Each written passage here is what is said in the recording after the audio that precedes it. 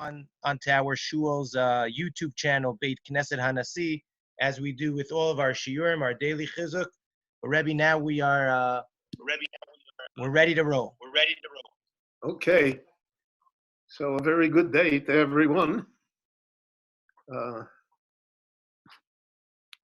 We're in the Perek Gimel of Avot, and we're at Mishnah Bet, which is an interesting Mishnah, if I can put it in that way.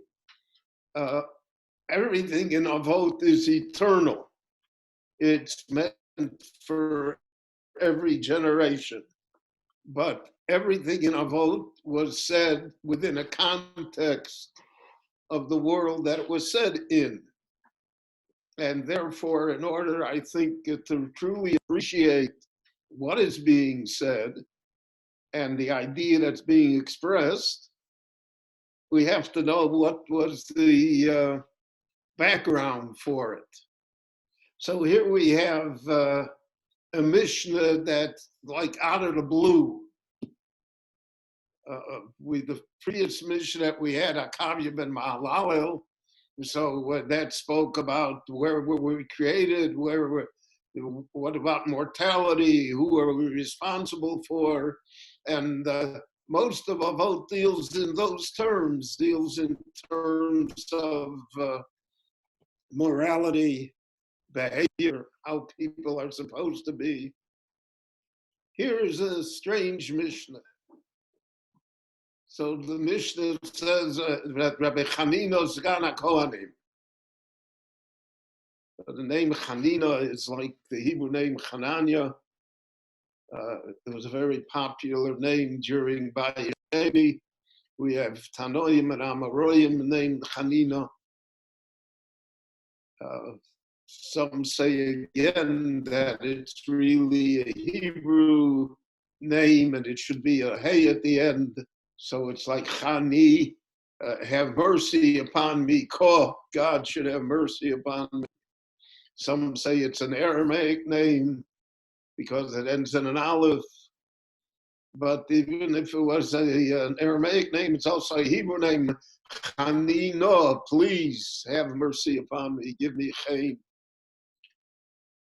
In any event, he was the Sgan HaKohanim. Now, who are the Sgan HaKohanim? He's the second in command of the Kohanim. So here a little historic perspective is in order. In the time of the Bayesheni, from the time of the Hashmonaim onwards, the Bayesheni is really divided into three epochs. The first is the Anshe Knesset Hagdola, until the time of Alexander the Great, until the time that the Greeks came. The second is the era of the Hashmonaim, 103 years of the Hashmonaim kings. All of the Hashmonaim were Kohanim. So they were at one and the same time Kohen Gadol, the high priest, and they were the head of the government, which idea was opposed by the rabbis. They said the kahuna is enough for you, the hanach l'chach keser malchus, leave the royalty, leave the running of the country to others. There's always a problem of the concentration of power. And power is, it's an addiction. Little power means that you want to have more power. And power is always achieved at the expense of others, because that's the definition of power. I can tell you what to do, so I'm powerful. So, and then the third time was from the time of Herod until the time of the Churban. And that was a time when the Jewish government, quote unquote, was really only a puppet government of the Romans. The Romans were the ones that had the power and executed the power. And the Jewish leadership, the king, so to speak, was merely a puppet. So Rabbi Chanina Sgan HaKohanim belongs to this third area, the area of Herod. Now, the Kohanim were organized in different families. There were 24 different groupings of the Kohanim, and they each rotated as far as working in the Beit HaMikdash was concerned. Everyone worked 2 weeks a year, and then there were four of them worked 3. So that's how you got to 52 weeks. And when it came time for Yom Tov, all the Kohanim worked together. So it took an organization, it's not today I feel like it, I don't feel like it, it's my turn, it isn't my turn. So they had to have a system. Now, the Kohen Gadol, a high priest who was the titular head of the Kohanim, like many times, the person whose name appears is not the person who runs the show. He's not involved in the details. He doesn't say, Ben Yoda, this is your turn, this is your turn there. He's above it. He's a Kohen HaGadol Me'echad. He's supposed to be the spiritual head, Anyone that gets involved in the nitty-gritty of things automatically will bring about people that disagree with him and that even will disrespect him. How come how come he gave me these 2 weeks to work in the Beit HaMikdash? These 2 weeks I want to go. All of us want to go on vacation. We don't want to. He doesn't like us. All of the things that every administrator knows. And no administrator escapes the criticism of those whom he administers. You can ask any principal of a school. No principal will get 100% vote. The only ones who get 100% votes are rabbis. But otherwise, human nature is human nature. So the man that was in charge of the details, so to speak, was the Sgan HaKohanim. Sgan means the assistant, the vice president, so to speak. It's interesting that this not only existed with the Kohanim, it existed with the Leviim as well. We have a remembrance of that, and the fact that many Levite families until today are called Segel, which is the abbreviation for Sgan Leviim, or Sgan Levia, that they are descended from those that were in charge of the Leviim. So the Kohanim had that as well. It was an official title.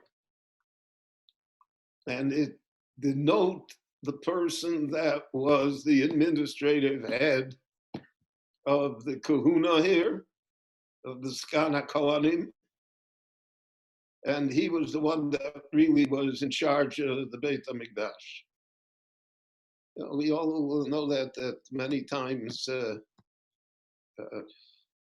a government department, for instance, there can be somebody who's the minister, but it's the mankal that really runs it. And the mankal is the Sgan HaKohanim. So he said, it's a strange thing, like Rangahakt in the middle, all of a sudden he said something. But knowing the background, we'll understand what he's talking about. He said, that the Jewish people generally and individually should pray for the welfare of the government.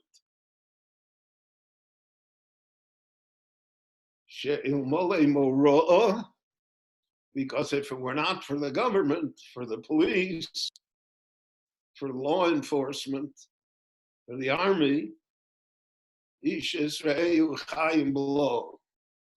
would have anarchy People would swallow their neighbor, their next door neighbor whole. They wouldn't even bother to chew them up, just swallow them up. So here, in this Mishnah, which, as I mentioned, is almost a mysterious Mishnah, is encapsulated a lot of history and also a lot of attitude, which exists until our time, if we think about it. I think one of the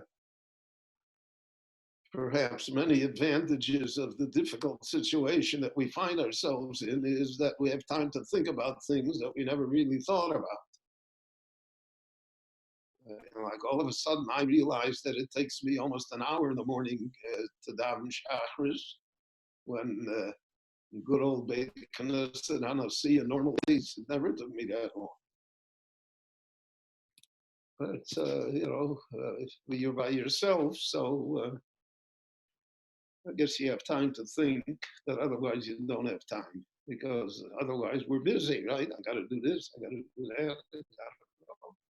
I have nowhere to go. So, what do you say?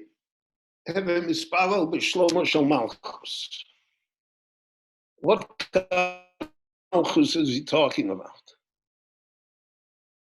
So there are a few things I think that we have to understand. First of all, the nature of people is to resent government. We are born to be free. We're born to do what we want to do. We don't want that other people should tell us what to do. Other people includes the government, whatever government. And from the beginning of time till today, human beings have struggled with this concept of how to balance the individual freedom of a person and yet have an ordered society. Because if it's all individual freedom, then that's anarchy. And the Torah describes it for us, the Tanakh describes it for us, that at the time of the Shoftim, for instance, when the Jewish people were in the land of Israel and there was no formal government, so Isha Yosher Be'enov Yatse. Everybody did what they want to do. Well, that's great, but you can't live in a world where everybody's doing what they want to do. A world without discipline, without order, without beginning, without an end. So then where do my rights end? What rights do I have to give up? So that was the system of government. And we find throughout Jewish history, the Jewish people resented it. They don't like government. They didn't like Moshe. The Korach says the most famous democratic line, Torah, right?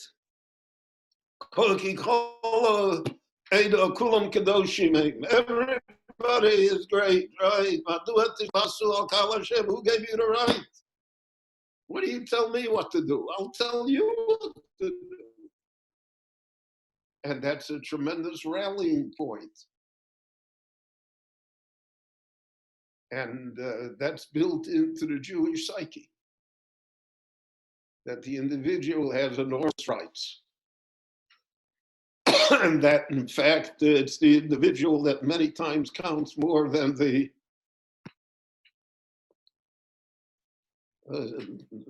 society as a whole. And we find that confirmed in the Torah over again. And Noach is more important than the society he lived in. That's why he was saved. Avram Avinu, he's the only one. Avram Ivri, Kol Olam Kulam Eber Echad, Kum Eber Hasheni. The whole world's on one side, he's on the other side. And the Lord takes into account individuals. And because of individuals, all of history has changed by what an individual does. So we look at it as accidents of history, so to speak, but there are no accidents. How individuals behave, that is what creates the big picture.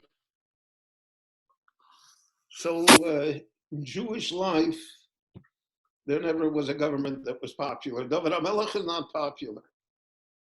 You read Tehillim, he talks about his enemies, revolutions against him.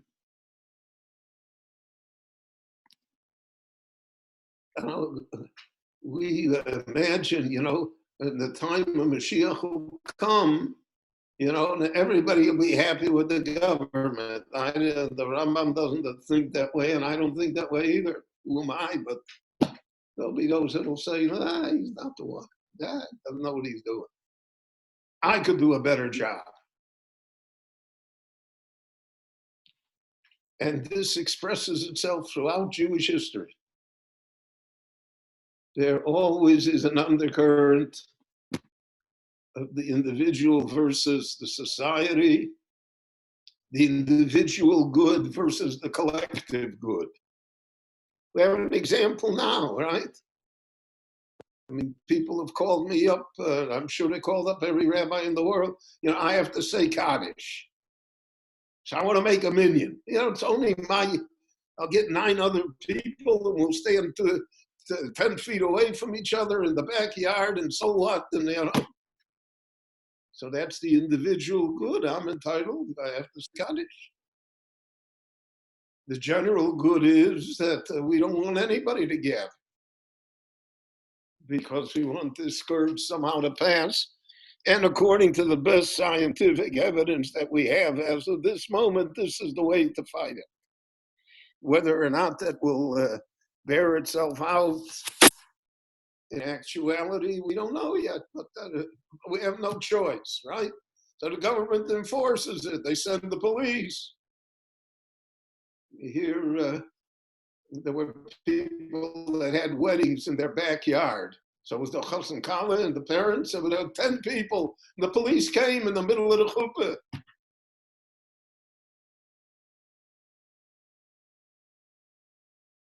So first of all, I don't know how you can make a Jewish wedding without a smorgasbord, but look, my wedding, I'm entitled to do what I want. So the individual good is always somehow contradictory to the general good. And we resent when the general good is imposed upon us.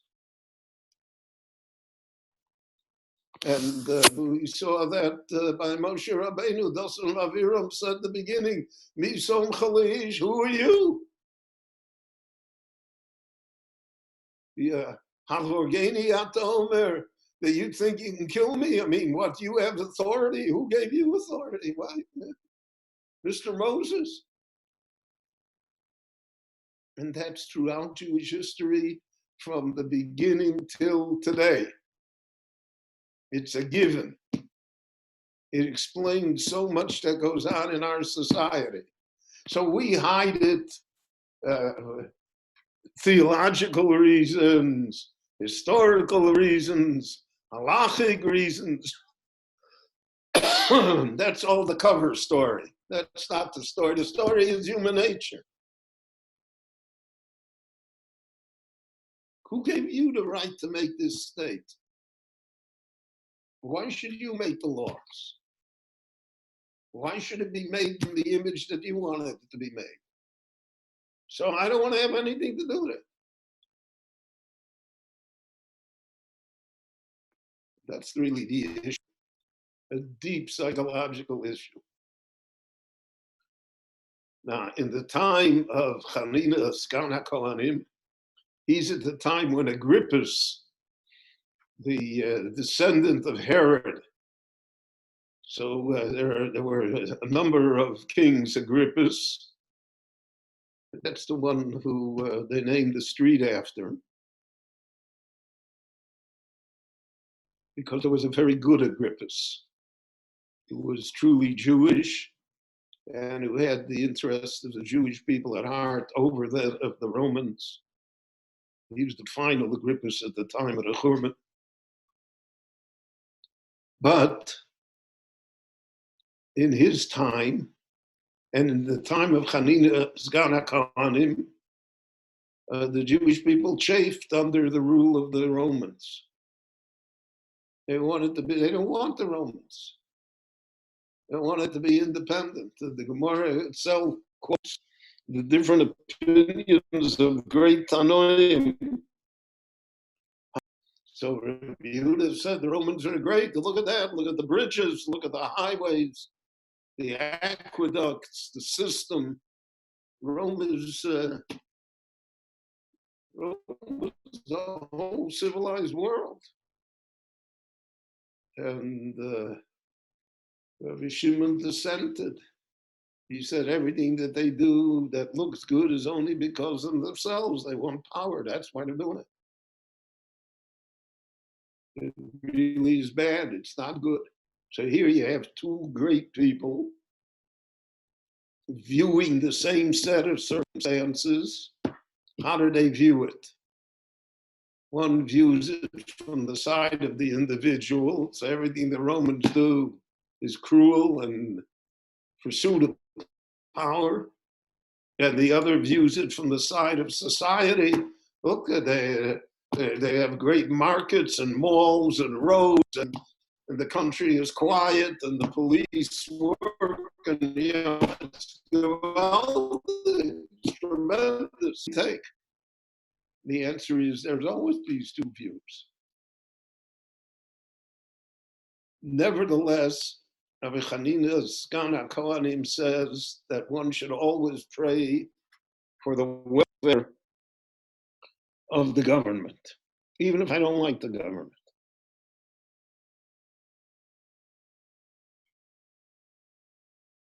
Even if I am of the opinion of Rabbi Shimon. Now, during this period of time, there was a revolutionary party in Israel that rebelled against the Romans and in effect the destruction of the temple in the beginning of the exile, the Churban. They fought the Romans from the year 63 till the year 70. Long and really it's the year 73 when Masada fell. A long and bitter war with all of the consequences that war brings. Because they wanted their independence. They didn't want to be part of Rome. Whereas, interestingly enough, the rabbis, the Prushim, were the peace party. They said that we should not engage in this revolution, in this rebellion. We're not going to defeat Rome. The main thing is to build Torah within the Jewish people. And this alternate universe that we're going to build, the universe of Torah and halacha and Jewish tradition and Jewish life, will survive. The Romans eventually don't go away, which is what happened, even though no one imagined that it ever could have happened. So he comes, the Chanina Sgan HaKohanim, and he comes and he says we should pray for the welfare of the government, even if we don't like the government. Because the choice is anarchy. That's the other choice.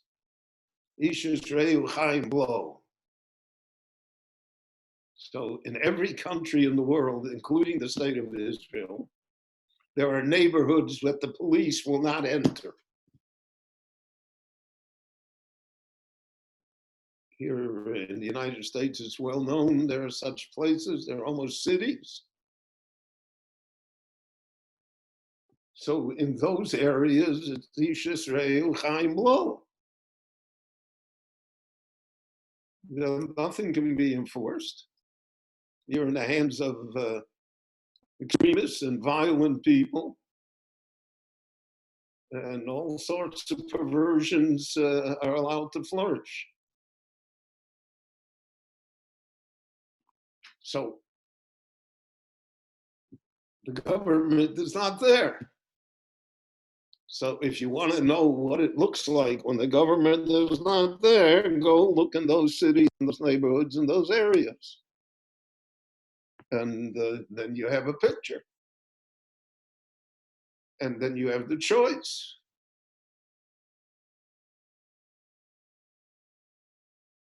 Now, throughout Jewish history, we have had, because we've been a minority, we've been in exile because of all the persecutions, we've had many a government that was inimical to us, and it's hard to pray for. The famous Jewish anecdote that when Tsar Alexander lay dying, so the Russian Orthodox Church sent Russian priests into the synagogues to force the Jews to pray for the welfare of the king, of the Tsar. So they wanted a volunteer to lead the services. So they couldn't, people were very reticent to do so because the Tsar was bitter anti-Semite, an evil person. They didn't want to pray that he should get better, but they had no choice. So they sent up a plain Jew, and he said to the priest, "I'm going to say 4 verses from Psalms. Is that all right? From Tehillim." Oh. So he said, "Okay, go ahead." So he said, "Lamakim malachim gedolim kilolam chazdo, vayarog malachim ma'ir mikilolam chazdo, v'sichon melach ha'amori kilolam chazdo, v'og melach haboshen kilolam chazdo." Those were the 4 verses, and he sat down. Now the irony in that is that that's how they really felt. So you cannot say that the Jews who lived under Tsarist persecution should pray for the Tsars. You can't say the Jews that lived in Germany in 1933 or 34 should pray for Hitler. And you certainly couldn't say that the Jews who lived under the communists should pray for Stalin. So it became always a great moral issue, a delicate issue, a 2-tiered issue. There was the official tier, you had to pray for the government. But then there was the second tier, how do you really feel about it? What do you think it leads to? And that remains, almost until today, issues that exist within us, unsettled issues. So we know that, for instance, there's a segment of the Jewish people that will not say the prayer for the Israeli government. And they're living here in Israel. Why? Because they feel that morally, whatever, religiously, they're wrong. It shouldn't have been.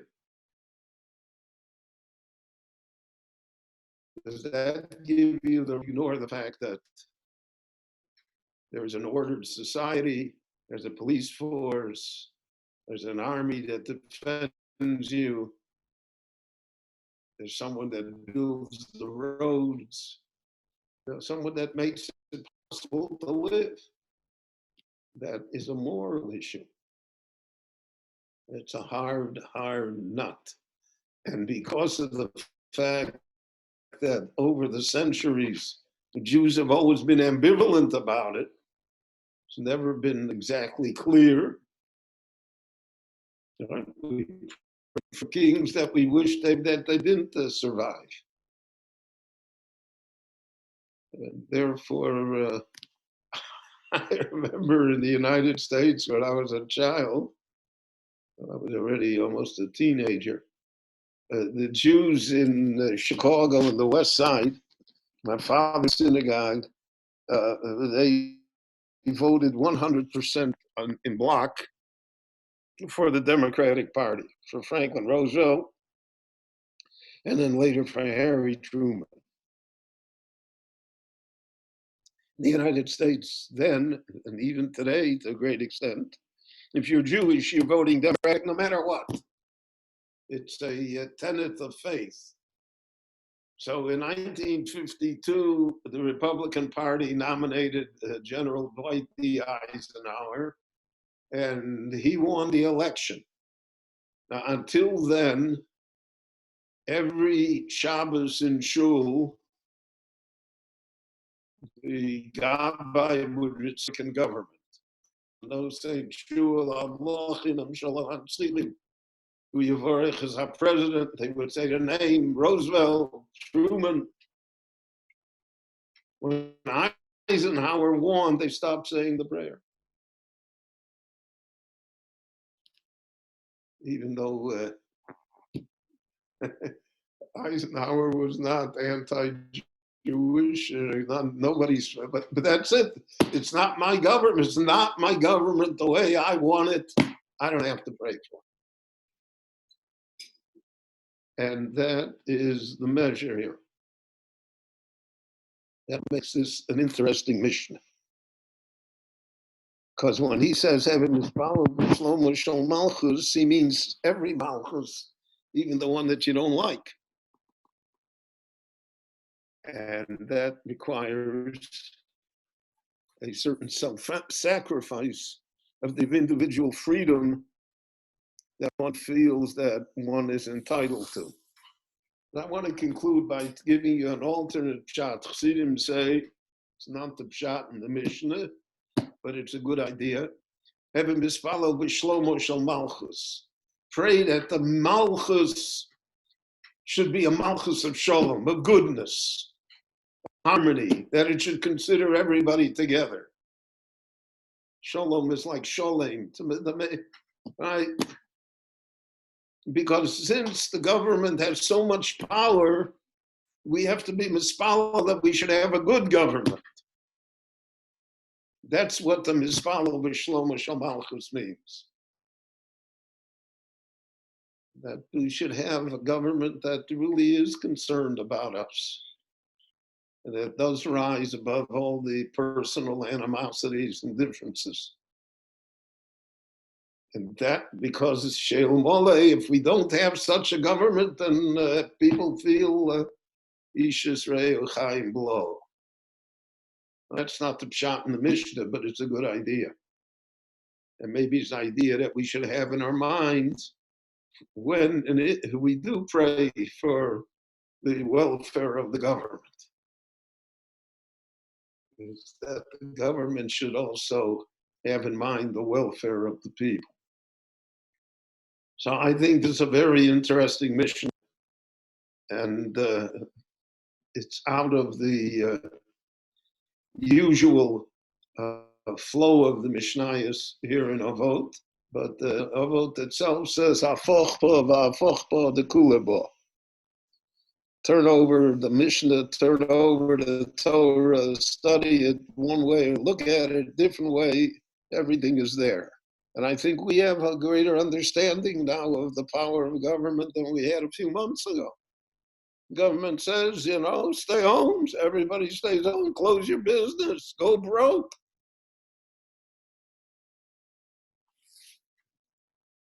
So this should be taken into consideration. So I thank you again for listening, continuing our Pirkei Avot. Next week again at this time, God willing. And you should all be well, and you should listen to the government of Beit Knesset Hanasi that is blessed with wisdom and has as its Kohen Gadol, Rabbi Goldberg. Kol Tuv, my friends. Stay well and have a great, great week.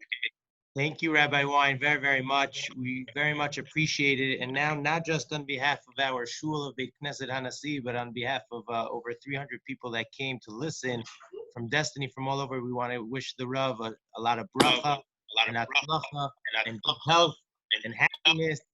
It's also, before we unmute everybody, just 2 announcements. Number one is tomorrow I'm going to be giving the 5 o'clock shiur.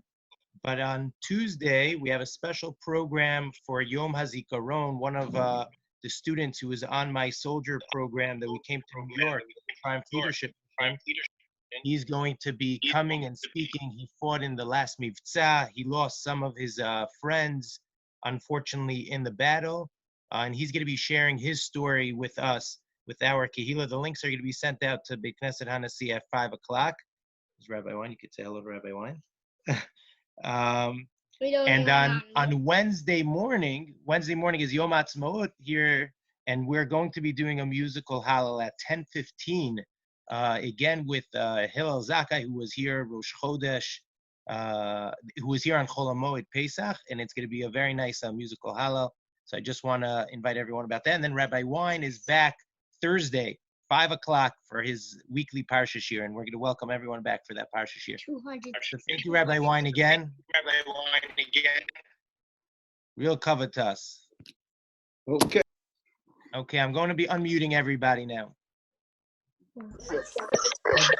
The shiur on Tuesday. Well, everyone. Thank you, Rabbi. Thank you very much. Look how many people are coming off. Rabbi, very much. Thank you, Rabbi. Time is the shiur on Tuesday. My Rebbe for Everybody about hear 20 me? years. Appreciate every Did we get the link to free up. the weekly shiur? Yes, we're going to be sending out the weekly shiurim. Thank you. It's to everybody, right? Rabbi Wein says? Vivian got back on.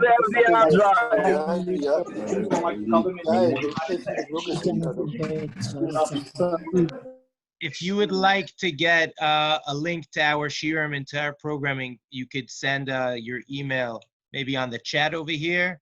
And also, we're going to be sending out a link to our new shul's YouTube channel, Beit Knesset Hanassi. You could just Google Beit Knesset Hanassi. Every shiur that is being recorded goes onto that YouTube channel, and you could follow the different shiurim that are being taking place online during this time period. Getting it? Your time is Tuesday. Yeah.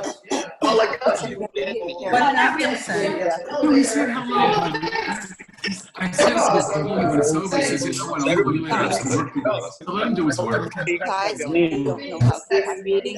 See him.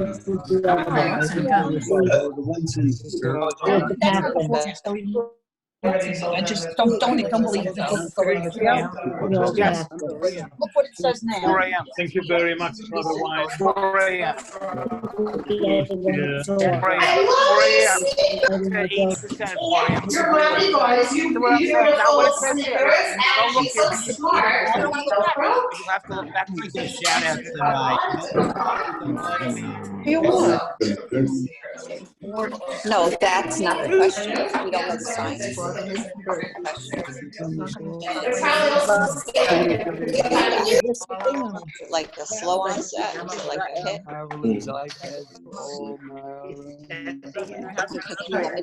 We don't read things out loud. So just let me know about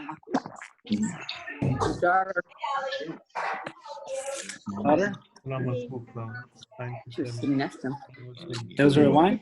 You want test for a link? Sure. Oh, that's not Rabbi Wein? Oh. Yeah. It's the same. Everybody's ready.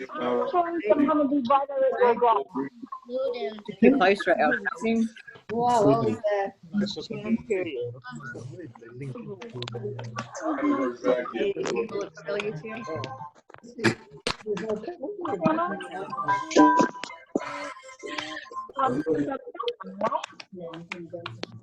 Sarah, Jews love books.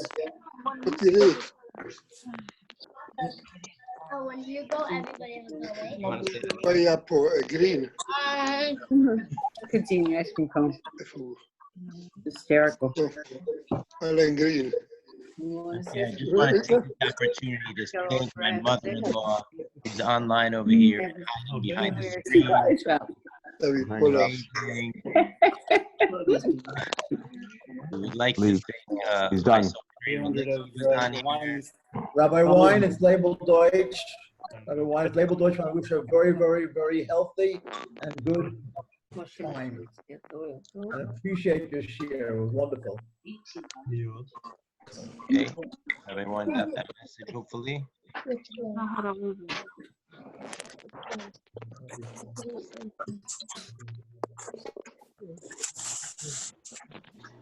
Okay, we're just waiting a few more minutes to see if anybody else wants to share their email, and we're going to try to send out a link to whoever shares their email to the shiurim. You could share it on the chat. I sent it to your shul privately, and anybody can do that also.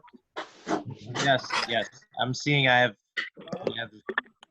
over 30 comments of people sending in their email. You can send it in privately if you don't want to share it publicly. You can just send it to Beit Knesset Hanasi privately. You will get that email, and we could send you a link to and to any shiur that is public and open like this shiur of Rabbi Wein. We do have some of our shiur that are more closed. That's so funny. It's so cute. Just for active members.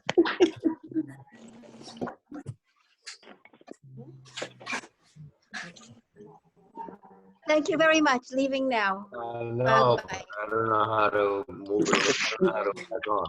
What back It doesn't, there's no video of me. There's no video. When you, this you. No, mine says. Okay, Moshe, we're gonna have to finalize the Tuesday program, Well, but you it looks can't like we have a start good saying speaker it. for Talk. we have 5 o'clock, and then we're gonna do the Kel Malei Rachamim for the following soldiers. A lot of people are not on video. Wait, Knesset So let's Hanasi. say you want to go to basic, Everyone. right? And you want to video. David Hammer, great seeing you. He has control. Yeah. He probably muted everybody, and he's not letting more people on. That's why you can't see your face anymore. Did he start the show? Everyone can unmute themselves. Everyone has the power to mute or mute themselves and to do the video themselves. I'm going to end right now. We're going to end this call. Thank you everyone for joining us. David Hammer, it's great to see you. She looks just like him. Yeah. My daughter. Anything, it's just the meeting is still on. I'm leaving it now. Did you hear it? Okay. Take care, everybody. Bye-bye. Thank you. Bye. I don't know Thank you. what you're saying.